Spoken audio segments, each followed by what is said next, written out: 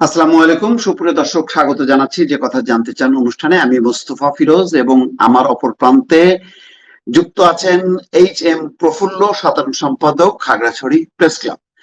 আজকে পার্বত্য এলাকার যে পার্বত্য চট্টগ্রাম বিষয়ক মন্ত্রী রিপন দেওয়ান, তিনি স্বাস্থ্যগত কারণে পদত্যাগ করেছেন। কিন্তু শোনা যাচ্ছে যে কিছু আহ, আহ, ওই অঞ্চলের কিছু আঞ্চলিক সমস্যা এর জন্য প্রধান কারণ তার পদত্যাগ করার পেছনে। আসলে কি ঘটনাটা কি, মানে দীপন দেওয়ানকে ঘিরে এই যে আলোচনা, এই আলোচনার ভিত্তিটা কি? না, আসলে যেহেতু আমার পার্শ্ববর্তী জেলা আছে রাঙ্গামাটি, যেখান থেকে উনি বিপুল ভোটে নির্বাচিত হয়েছিলেন। এবার আহ, উনি কিন্তু একসময় যুগ্ম জজ ছিলেন। হুম, হুম। 2005 সালে বেগম খালেদা জিয়ার অনুরোধে উনি চাকরি ছেড়ে বিএনপির যোগ দেন এবং 2010 সাল পর্যন্ত বিএনপির সভাপতি ছিলেন রাঙ্গামাটি জেলা শাখার। বর্তমানে উনি বাংলা জাতীয়তাবাদী দলের কেন্দ্রীয় কমিটির উপজাতীয় সহ বিষয়ক সম্পাদক দায়িত্বে আছেন। উনি আবার নমিনেশন পেয়েছেন এবং বিপুল ভোটে নির্বাচিত হয়েছিলেন। হঠাৎ আকস্মিক ভাবে আজকে যে পদত্যাগের খবরটা যেটা আসলো, এটা কি অনেকটা ধুয়াশা মনে হচ্ছে সবাইকে। আমরা অনেকের সাথে কথা বলেছি, ওনার সাথে কথা বলার চেষ্টা করেছি বারবার। আহ কোনোভাবে ওনার সাথে আমরা কথা বলতে পারি নাই।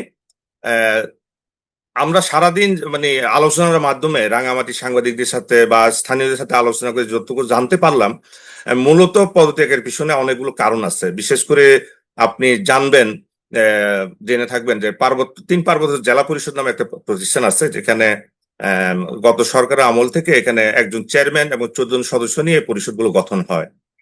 সেক্ষেত্রে আমরা যতটুকু জানতে পারলাম, রাঙামাটি, খাগড়াছড়ি এবং বান্দরবনে মানে পরিষদের সদস্য এবং চেয়ারম্যান নিয়োগের ক্ষেত্রে কোনো জটিলতা তৈরি না হলে রাঙামাটিতে এগুলো নিয়ে কিছুটা দলীয় একটা চাপ ওনার উপর ছিল, যে উনি চাচ্ছেন হয়তো একটা, হয়তো দলীয় নেতা কর্মীরা চাচ্ছেন আরো একটা। এই এই সকল মান অভিমান থেকে হয়তো উনি পদত্যাগ করেছেন, এমনকি মানে আহ, খাগড়াছড়ি বা রাঙামাটি বান্দরবনের মধ্যে এ ধরনের একটা খবর মানে বেসে বেড়াচ্ছে। মানে উনি কি, মানে কি প্রত্যাশা উনি করেছিলেন, আর ওনার কাছে অন্যদের প্রত্যাশা কি ছিল? ওনার প্রত্যাশা ছিল যে উনি মানে চাচ্ছেন যে মানে তারেক জিয়ার মিশন এবং ভিশন যেটাকে বাস্তবায়ন করার জন্য উনি চাচ্ছেন একবার স্বচ্ছ নেতৃত্ব আনার জন্য রাঙামাটিতে। রাঙামাটি জেলা পরিষদ যে গঠন হবে, এটা স্বচ্ছতার মধ্য দিয়ে হবে, জবাবদিহিতার মধ্য দিয়ে হবে এবং গ্রহণযোগ্য লোককে উনি আনার জন্য চেষ্টা করেছিলেন। কিন্তু দলীয় নেতাকর্মীরা হয়তো ওখানকার বিএনপির নেতারা চাচ্ছেন যে একটা, বা আহ, উনি চাচ্ছেন একটা। এই নিয়ে যেহেতু আজকে প্রায় 3.5 মাস, এখনো কিন্তু বিগত আমলের নিয়োগপ্রাপ্ত চেয়ারম্যান সদস্যরা জেলা পরিষদ গুলো এখনো ওরা দায়িত্বে আছেন। এটা নিয়ে কিন্তু মানে এখানকার আওয়ামী লীগ আমলে যে কাঠামো, সেটাই সেই কাঠামোর লোকজনই আছে বর্তমানে। তো আওয়ামী লীগ আমলে স্থায়ীভাবে কাঠামো বলতে নির্বাচনের পর বিএনপি ক্ষমতা আসার পর বিএনপির চাওয়া যে তাদের লোকজন দিয়ে এই জেলা পরিষদটা হবে, আর উনি চাচ্ছিলেন হয়তো এটা মানে সেখানকার পাহাড়িদের আহ, মানে চাওয়াটা যে এটা একটা সর্বদলীয় হবে বা সার্বজনীন হবে, তেমনটা কি? আওয়ামী লীগ আমলের না, মূলত ইউনূস সরকার ক্ষমতার দায়িত্ব নেওয়ার পরে আওয়ামী লীগ সরকারের পরিষদ গঠন করে ইউনূস সরকারের আমলে আবার পরিষদটা গঠন করা হয়েছিল। সেখানে হুম, হুম, এনসিপির আছে, জামাতের আছে, বা হুম, অন্যান্য হুম, দলের লোকও আছে।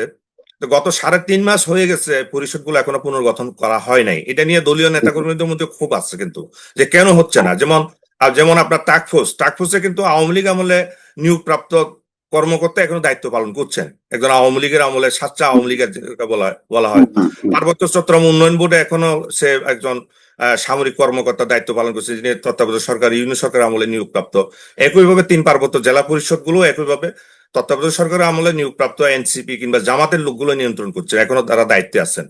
এটা নিয়ে কেন এতদিন মানে পরিষদ কেন নতুন করে গঠন হচ্ছে না? 3.5 মাস একটা পরিষদ গঠন করার কোনো সেটা কি ওই তিনটা জেলার জন্য আলাদা আলাদা পরিষদ এরকম, নাকি কেন্দ্রীয় ভাবে? তিনটা পার্বত্য জেলার আলাদা আলাদা পরিষদ, একজন চেয়ারম্যান, 14 জন সদস্য করে। তাহলে কি শুধু রাঙামাটি না, এটা কি মানে তিনটা জেলায় একই অবস্থা? না, এটা শুধুমাত্র রাঙামাটির কারণে এই ঘটনার সূত্রপাত, যেটা উনি পদত্যাগ করেছেন। বাকিগুলি কি হয়েছে? বাকিগুলি কি গঠন না, করা হয় সম্ভব নাই, হয়েছে? কিন্তু বাকিগুলো নিয়ে কোনো বাকি এটা যতটুকু হুম, আপনাকে আমি একটু ভেঙে বলি। যিনি নির্বাচিত হন সংসদ সদস্য 3 জেলায়, স্ব হুম, জেলা পরিষদের কাঠামোটা ওখানকার এমপি মূলত যে চেয়ারম্যান কি হবেন, সদস্য কে হবেন, এটা উনি মূলত মনোনীত করেন বা উনি একটা ডিউর মাধ্যমে এগুলো দিয়ে থাকেন। তো সেক্ষেত্রে আচ্ছা। রাঙামাটিতে জটিলতার কারণে মূলত এই সংকট। আর যতটুকু আমরা জেনেছি বান্দরবান এবং খাগড়াছড়িতে এই নিয়ে কোনো সংকট নেই। আচ্ছা আচ্ছা, সংকটটা কি? মানে সংকটটা জেলা হচ্ছে পরিষদের উনি, চেয়ারম্যান কে হবে? সংকটটা বলতে রাঙামাটিতে মূলত কে জেলা পরিষদ চেয়ারম্যান হবেন, কে কে হুম হুম সদস্য হবেন, এগুলো নিয়ে উনি অনেকটা চাপের মধ্যে ছিলেন এতদিন, যার কারণে এই পরিষদ গঠনটা যেহেতু আহ পরিষদ গঠনটা হবে মূলত পার্বত্য চট্টগ্রাম বিষয় মন্ত্রণালয়ের মাধ্যমে। হুম হুম হুম হুম। এটা প্রধান ওখানকার যিনি মন্ত্রী আছেন উনি প্রধানমন্ত্রীর কাছে পাঠাবেন, প্রধানমন্ত্রী অনুমোদন করবে, তারপর রাষ্ট্রপতির অনুমোদন করবে, এটা একটা প্রজ্ঞাপন জারি হবে। এখন তিনি রাঙামাটির কারণ, দীপন দেওয়ান্ত আহ, মন্ত্রী, জি, আর আর প্রতিমন্ত্রী হচ্ছে মীর হেলাল। মীর হেলাল।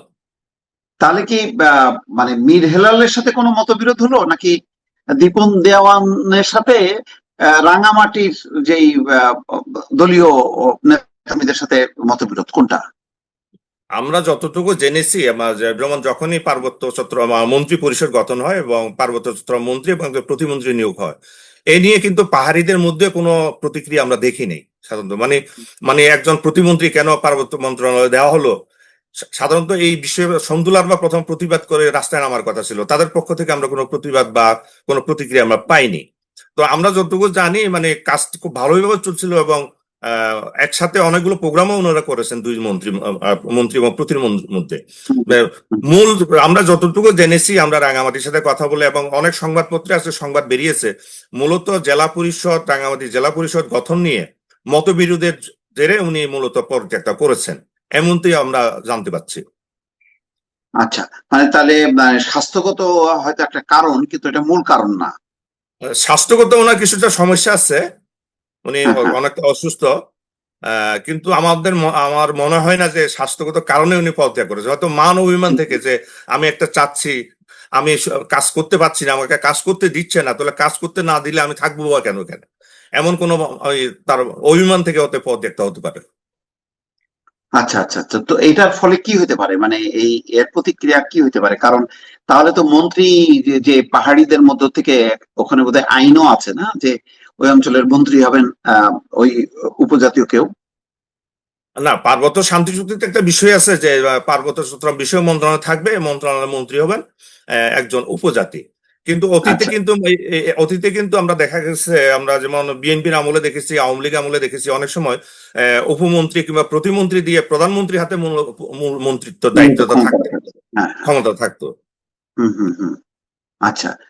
ও, তাহলে এখন এখন কি দাঁড়াবে, এটার প্রতিক্রিয়া কি হতে পারে রাঙামাটিতে? প্রতি প্রতিক্রিয়া বা যতটুকু রাঙামাটিতে প্রতিবাদ হচ্ছে, আজকে প্রতিবাদ মিছিলও করছে, আমরা শুনলাম সেখানে পদত্যাগ কেন হুম হুম করলো তাকে ফিরিয়ে আনার জন্য সেই সভা সমাবেশ রাঙামাটিতে হচ্ছে। হুম হুম ডিপেন্ড অন মূলত যে একজন আইনজীবী হলে, বিশেষ ক্যাডার লোক হলে, উনি কিন্তু ছাত্র জীবন থেকে ছাত্র দলে করতেন আমি যতটুকু জানি, এবং তার গ্রহণযোগ্যতা পাহাড়ি বাঙালি উভয়ের মধ্যেই আছে।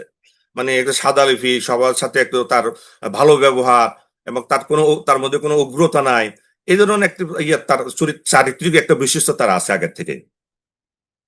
ফন্তুল্লাহ আমার সমর্থন আছে কি তার প্রতি? যেমন আমি আপনাকে বলি যে 12ই ফেব্রুয়ারি যে নির্বাচনটা হয়েছে সেখানে 3 পার্বত্য জেলার মধ্যে রাঙামাটি এবং বান্দরবনে সন্তু লারমা কোনো প্রার্থী দেয়নি। আচ্ছা। ওরা হুম ওরা কৌশলে কিন্তু দুই প্রার্থীকে সন্তু লারমা সমর্থন দিয়েছেন। আমি আপনাকে বলি, যখন রাঙামাটিতে নির্বাচন হয়েছিল 14 সালে, তখন হুম অনেক হুম প্রতিকূলতার মধ্যেও সেখানে সন্তু লারমা প্রার্থী ও সাধন তালুকদার এমপি নির্বাচিত হয়েছিলেন একজন মন্ত্রীকে পরাজিত করে আওয়ামী লীগের। হুম কিন্তু হুম এরা হুম কৌশলে এবার প্রার্থী দেন। আবার খাগড়াছড়িতে ওরা কিন্তু অন্য রোল প্লে করেছে, এখানে একজন স্বতন্ত্র প্রার্থীকে ওরা খাগড়াছড়ি বিএনপি এগেনিস্টে, যিনি বিএনপি হুম থেকে হুম বহিষ্কৃত সমীরণ দাওয়ানকে তারা সমর্থন দিয়েছিলেন, যিনি ভোটে হুম কিন্তু 4 নম্বর হয়েছিলেন পরবর্তী, যেহেতু সন্তুলার হুম অবস্থানটা খাগড়াছড়ি খুবই দুর্বল। রাঙামাটিতে সন্তুলারমা, রাঙামাটি এবং বান্দরবানের সন্তুলারমা অবস্থানটা খুবই শক্তিশালী। খাগড়াছড়ি হুম শক্তিশালী হচ্ছে ইউপিডিএফ প্রসিড গ্রুপ। হুম হুম। আচ্ছা আচ্ছা। তাহলে এই মানে এখন এই যে বাদ প্রতিবাদের মধ্য দিয়ে এখানে তো সরকার সরকার কিছুটা বেকায়দাই পড়লো পার্বত্য এলাকার এই গুরুত্বপূর্ণ জেলার এই মন্ত্রীর পদত্যাগের মধ্য দিয়ে। আমার মনে হয় না যে মানে সরকার হয়তো চাইলে, যদি চান তারেক জিয়া হয়তো ওনাকে অনুরোধ করতে পারেন যে আপনি পদত্যাগপত্র প্রত্যাহার করতে পারেন। আর পাশাপাশি তো বান্দরবানে আরেকজন এমপি আছেন শাসিন ফিরোজ জেরি, যদি আচ্ছা সরকার যদি মনে করে ওনাকে দায়িত্ব দিতে পারেন, আচ্ছা আচ্ছা, সেক্ষেত্রে সংকর হওয়ার কথা না। কথা না। উনি শারীরিকভাবে সুস্থ, আরেকজন যিনি আছেন? না, উনিও অনেক বয়স্ক, প্রায় 80+ বয়স, উনিও অনেকটা দুর্বল। ও, উনি তো সম্ভবত বান্দরবনের। বান্দরবনে, জি। উনিও যথেষ্ট সিনিয়র একজন। হ্যাঁ, তো সব মিলায় একটু এই ঘটনাটা একটা ধাক্কা লাগলো না পাহাড়ি জনপদে?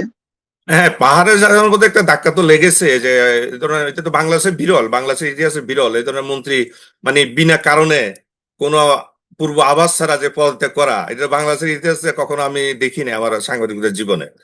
যে উনি একজন করেছেন, আরেকজন পদত্যাগ করেছেন, উনি হচ্ছেন মানবেন্দ্র লারমা, যিনি আহ, তাদের হুম হুম জাতিগত স্বীকৃতির দাবিতে আপনার জাতীয় সংসদ থেকে পদত্যাগ করেছিলেন। যে যখন হুম হুম হুম। তাকে বলা হলো যে তোমার বার্মা যাওয়ার রাস্তা বন্ধ করে দেবো, আমি ডিভিশনে আর্মি হিল থেকে ঢুকাবো, তোমার ওই যে জাতিসত্তার দাবি যখন সংসদে তুলেছিলেন, তখনও উনি পদত্যাগ করেছিলেন। আর দ্বিতীয়বার হলো এবার আজকে। অনেক ধন্যবাদ HM প্রফুল্ল। দর্শক শুনছিলেন, HM প্রফুল্ল খাগড়াছড়ি থেকে। তিনি জানাচ্ছিলেন প্রেস ক্লাবের সাধারণ সম্পাদক, সেখানকার দীপন দেওয়ানের আহ যেই পদত্যাগের নেপথ্যের কিছু কারণ তিনি তুলে ধরেছেন। নিশ্চয়ই সরকার এই বিষয়টি অবগত হয়েছেন, সংকটটা সমাধানের চেষ্টা করবেন, এবং পাহাড়ে যাতে এই পদত্যাগকে ঘিরে যাতে কোনো অপ্রীতিকর পরিস্থিতি তৈরি না হয়, নিশ্চয়ই সে ব্যাপারে সচেষ্ট হবেন। প্রফুল্ল, ধন্যবাদ। দর্শক, আপনাদেরকে ধন্যবাদ ধন্যবাদ আপনাকে। জানিয়ে ধন্যবাদ। বিদায় নিচ্ছি।